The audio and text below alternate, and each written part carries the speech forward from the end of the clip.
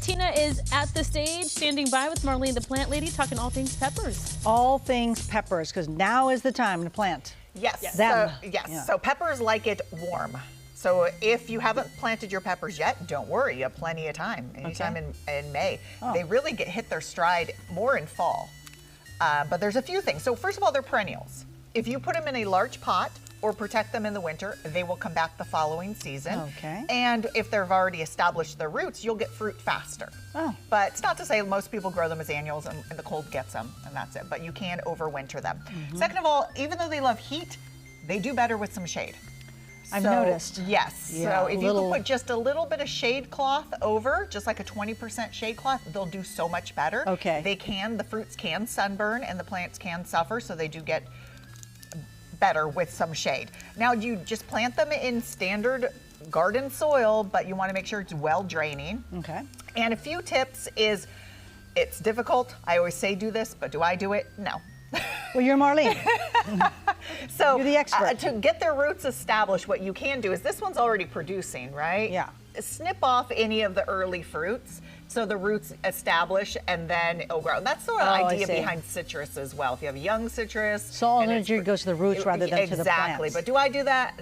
No. Oh, okay. You might be, you probably should. They get very minimal pests, not surprising because they have capsaicin in their leaves and not many things want to eat it, but they can get earwigs and usually diatomaceous earth, which is organic, and you just sprinkle it on the soil, will take care of it. A little bit of holes here and there doesn't matter. From the earwigs? From the earwigs. Doesn't matter. There's very few things that will completely decimate it. Now, if you're not getting any fruit, a lot of times the really hot peppers produce really late in the season, so don't worry about it. But if you want to try hand pollinating, you can.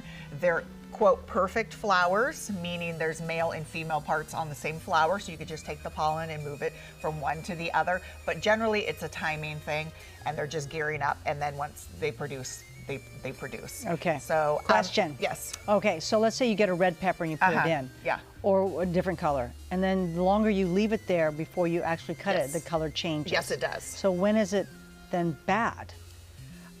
Well, usually when it starts getting leathery, like say shishito peppers. Okay. Most people harvest them when they're green. Okay. And if you leave them on, they'll turn red. But then if you leave them on too long, you'll come and they'll look leathery. Okay. And that's because the moisture contact. But it's okay to get them red. Does that mean they're hotter? It can be, not necessarily, but yes, sometimes it means they're sweeter, right? Like the red bell peppers are green, but because the sugars are now going to it, more sugars are going. So it's a balance, it's what you prefer. Okay.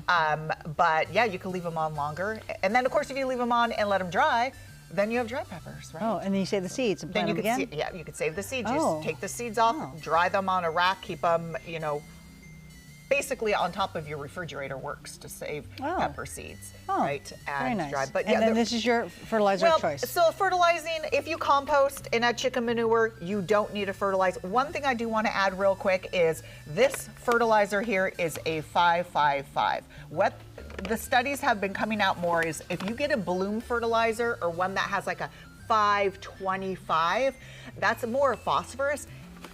Soils are being inundated with too much phosphorus, and the more of that phosphorus added doesn't mean you get higher flowers. It's sort of like us. Our body will only take in so many vitamins at once. We flush it out.